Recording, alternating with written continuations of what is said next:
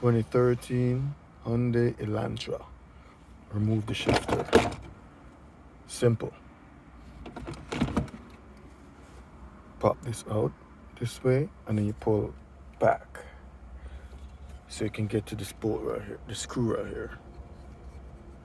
Same thing with the other side. You're gonna pull these two screws right here.